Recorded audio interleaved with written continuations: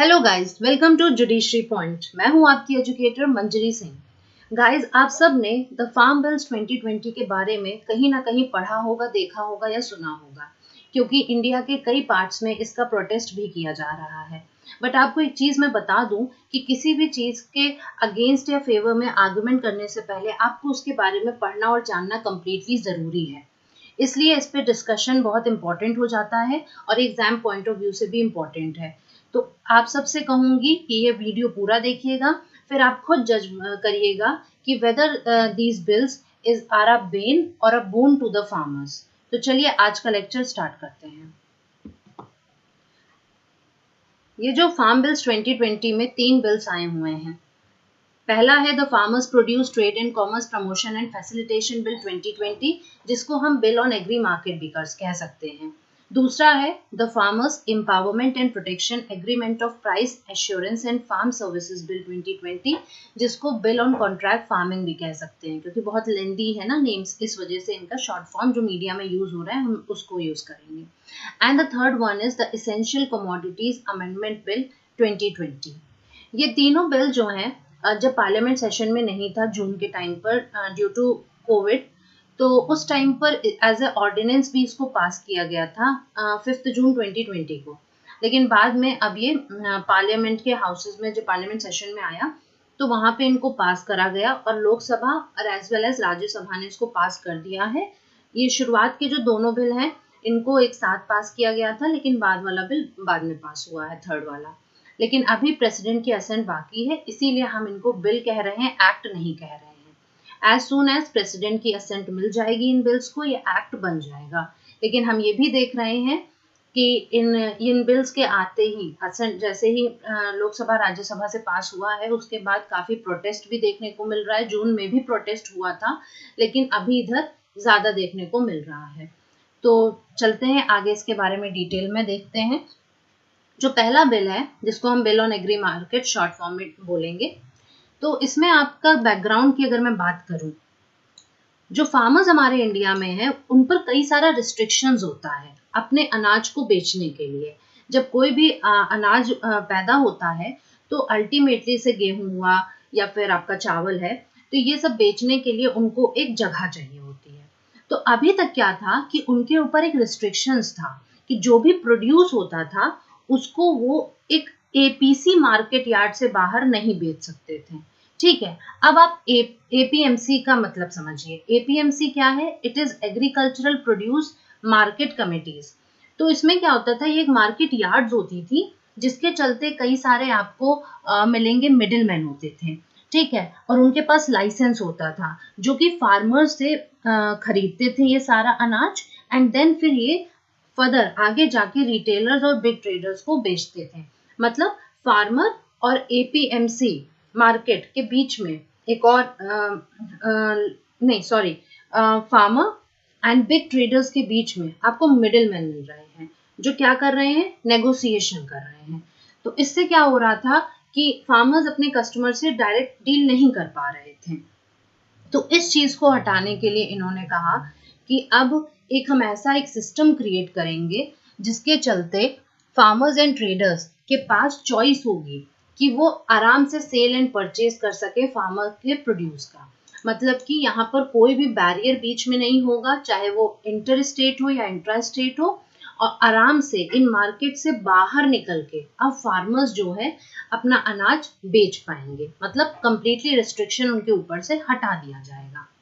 फिर दूसरी चीज है कि उनके पास चॉइसेस भी बढ़ जाएंगी। अभी तक क्या है, एक मार्केट थी तो उस पर्टिकुलर मार्केट में जाके ही उनको उस अनाज को बेचना होता था। अभी क्या है, उनके पास चॉइसेस बढ़ जाती है कि वो किसको अपना अनाज बेचना चाहते हैं, कितने रेट पर बेचना चाहते हैं। प्लस जो मार्केटिंग कॉस्ट वगैरह लगती थी फार्मर्स को, वो अब कम हो जाएगी।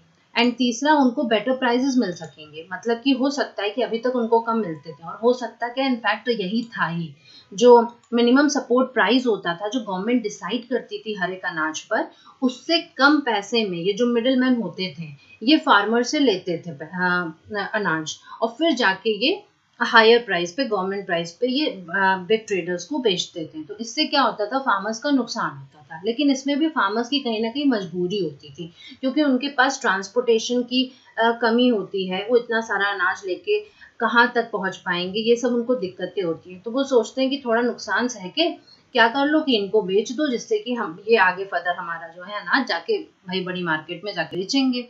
और क्या है कि इलेक्ट्रॉनिक ट्रेडिंग को फैसिलिटेटिव फ्रेमवर्क मिल पाएगा। मतलब जब डेवलपमेंट होगा तो इससे क्या है कि इलेक्ट्रॉनिक ट्रेडिंग हो पाएगी, काफ़ी चीज़ें ऑन रिकॉर्ड होंगी। ठीक है, आगे बढ़ते हैं। अच्छा, इसी के साथ एक और चीज़ क्या होगी कि फार्मर्स को कोई भी सेस या लिवाई अपने जो प्रोड्यूस मतलब करा है उन्होंने, उसको बेचने के लिए कोई भी सेस या लिवाई नहीं देना होगा। सेस क्या होता है? ये एडिशनल टैक्स होता है जो कि किसी स्पेसिफिक पर्पस के लिए कलेक्ट किया जाता है। बेसिकली इसको हम टैक्स ऑन टैक्स कह सकते हैं। और लिवाई हो गया कि ऑफिशियली कोई भी मनी कलेक्ट करना, या तो मतलब इनसे फार्मर से कुछ भी नहीं लिया जाएगा जो भी वो प्रोड्यूस अपना बेच रहे हैं उसके लिए। लास्ट है कि एक सेपरेट डिस्प्यूट रिजोल्यूशन मैकेनिज्म होगा फार्मर्स के लिए। एम क्या है इनका? एम है one India one agriculture market करने का। मतलब ये एक ट्रेडिंग अपॉर्चुनिटीज क्रिएट कर रही है फार्मर्स के लिए एपीएमसी मार्केट के बाहर, जिससे कि उनको अपनी मेहनत के हिसाब से जो वो प्राइजेस चाहते हैं वो मिल सके इस कंपटीशन के दौर में। और इनका ये भी कहना है सरकार का कि ये जो एग्जिस्टिंग एमएसपी प्रोक्योरमेंट सिस्टम है वो इसको मदद करेगा और इससे स्टेबल इनकम फार्मर्स के मतलब मिलेगी। लेकिन अब अच्छा, एमएसपी इससे पहले हम बात कर लेते हैं एमएसपी क्या होता है। एमएसपी जो होता है वो मिनिमम सपोर्ट प्राइस होता है। अब ये क्या होता है? ये एक एग्रीकल्चरल प्रोडक्ट का एक ऐसा प्राइस होता है जिसको गवर्नमेंट ऑफ इंडिया सेटअप करती है कि डायरेक्टली आप फार्मर से लेने के लिए वो प्राइस आप लेंगे। ठीक है, और इससे क्या होगा कि मिनिमम एक प्रॉफिट जो है हार्वेस्ट का वो फार्मर को मिल पाए। मतलब ऐसे तो फिर कितना भी नेगोशिएशन हो जाएगा। तो इसलिए एक मिनिमम प्रॉफिट हर एक फार्मर को मिल सके, इसके चलते एमएसपी प्रोक्योरमेंट सिस्टम बनाया जाता है। ये सारी बातें तो हो गई कि इसमें क्या क्या बेनिफिट्स हैं। लेकिन अगर हम डिसएडवांटेजेस को देखें तो आप डिसएडवांटेजेस में ये देख सकते हैं कि अच्छा बेस ये भी एक बता दूं, जो प्रोटेस्ट हो रहा है वो सबसे ज्यादा इसी पहले वाले बिल को लेके हो रहा है। अब रीजन समझिएगा। रीजन ये है कि जब मंडी मंडी ये एपीएमसी मार्केट्स है ना, ये जो पूरा मार्केट यार्ड है इसमें ये मंडीज आती थी। तो ये मंडी के लिए एक फीस भी कलेक्ट होती थी। तो अब स्टेट इसको अपोज इस वजह से कर रहे हैं कि भाई अभी तक जब बीच में मंडी लग रही थी तो उसके लिए जो फीस वगैरह मिलती थी वो सारा रेवेन्यू स्टेट को जाता था। तो अब जब मंडी को ही आप बीच से हटाने की बात कर रहे हैं तो स्टेट को रेवेन्यू कैसे मिलेगा? दूसरी चीज, MSP based procurement system government तो कह रही है ये कंटिन्यू रहेगी, लेकिन आप बताएं, खुद सोचिए कैसे एमएसपी कंटिन्यू रह पाएगा? क्योंकि जब गवर्नमेंट का इंटरवेंशन यहाँ से खत्म हो गया तो यहाँ पे एमएसपी डिसाइड कौन कर रहा है? यहाँ पे तो फार्मर अपने अकॉर्डिंग प्राइस सेटअप करेगा ना। तो फिर मिनिमम सपोर्ट प्राइस गवर्नमेंट की तरफ से कहाँ रह जाएगा? तो धीरे धीरे हम देखेंगे कि एमएसपी का एग्जिस्टेंस खत्म हो गया है। व्हाट अबाउट कमीशन एजेंट्स, यानी कि जिनकी हमने बात करी लाइसेंस्ड मिडलमैन की। ये गवर्नमेंट ही थी जो इन लोगों को लाइसेंस प्रोवाइड करती थी कि आप बीच में एज अ मिडलमैन बैठिए और आप फार्मर्स के साथ उनकी क्रॉप को लेके नेगोशिएशन करिए, मतलब उनका प्राइस उनको दीजिए एंड देन फिर आप बड़े बड़े ट्रेडर्स तक या बड़ी बड़ी कंपनीज तक आप वहां पे पहुंचाइए।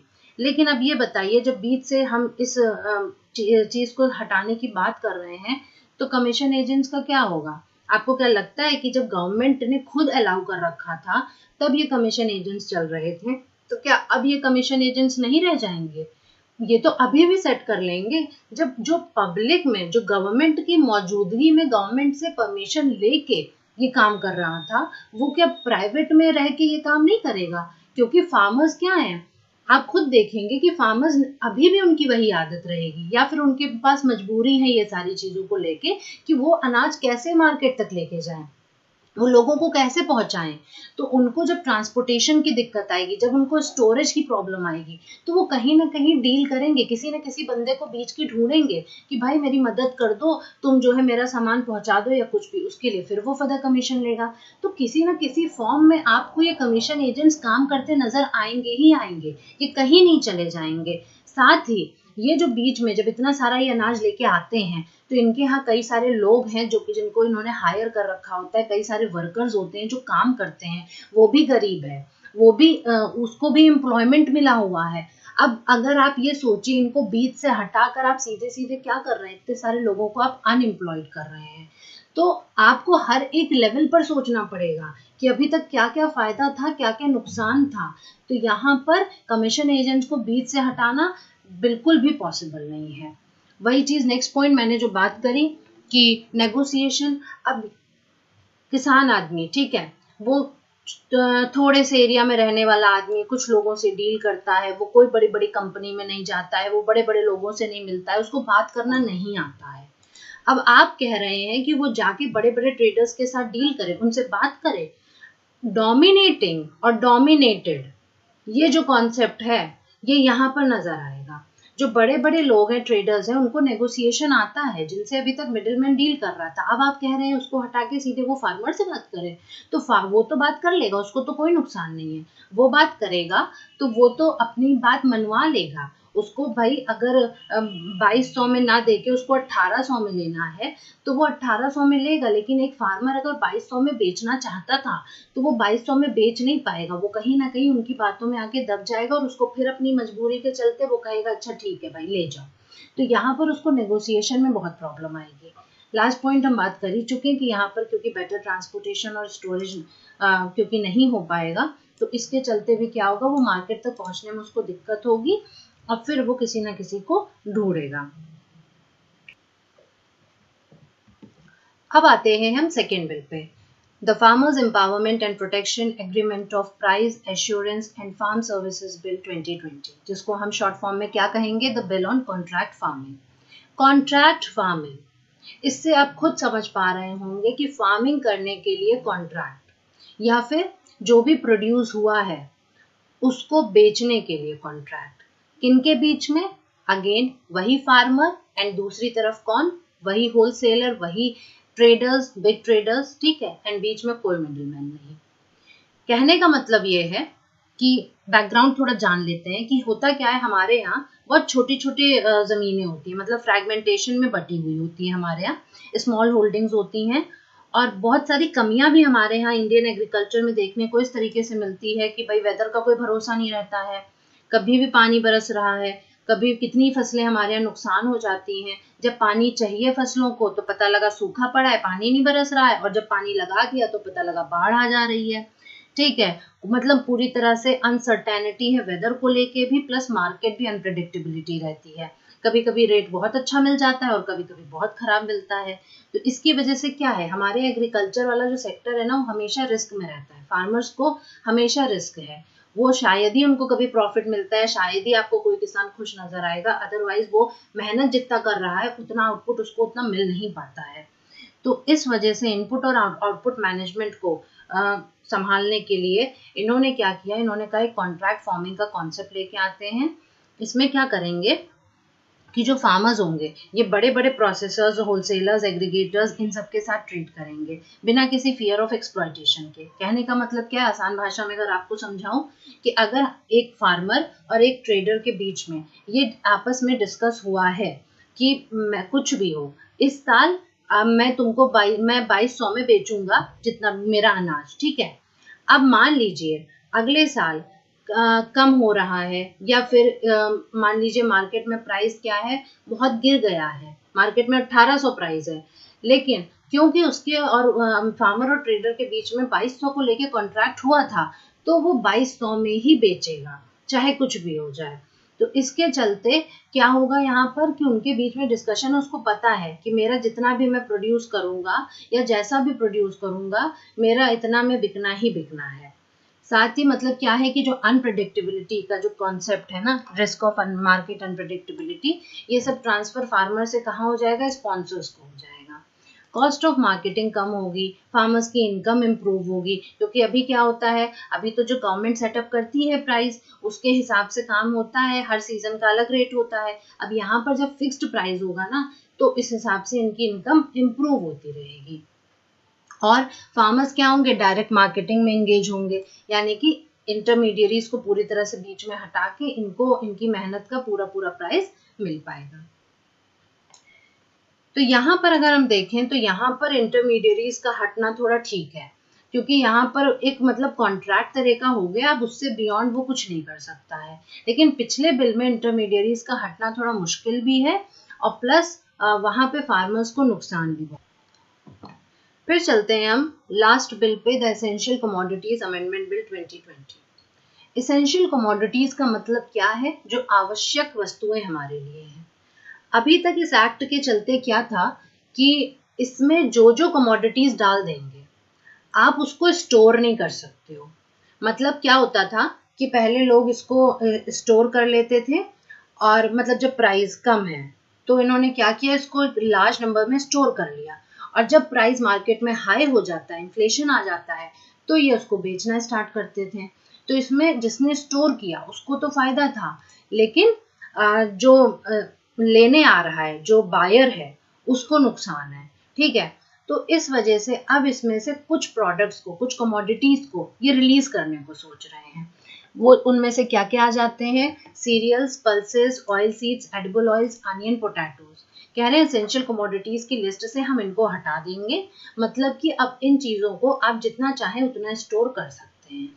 दूसरा पॉइंट है कि इससे क्या होगा, जो भी प्राइवेट इन्वेस्टर्स वगैरह है ना, उनका डर यहाँ पर खत्म हो जाएगा और जो भी इनको मतलब डिस्ट्रीब्यूट करने की, सप्लाई करने की जो भी फ्रीडम है, अब इससे क्या होगा, इससे जब इकोनॉमी को नुकसान होगा तो क्या होगा, जितने भी जो प्राइवेट सेक्टर है ना वो एग्रीकल्चर में सेक्टर की तरफ भागेगा। मतलब समझिए, मतलब ये है कि जब प्राइवेट सेक्टर या प्राइवेट कंपनीज को कुछ भी स्टोर करना है तो वो क्या करेंगे, वो सीधे सीधे फार्मर से डील करेंगे कि भैया हमको मतलब ये चाहिए लार्ज क्वांटिटी में स्टोर करने के लिए।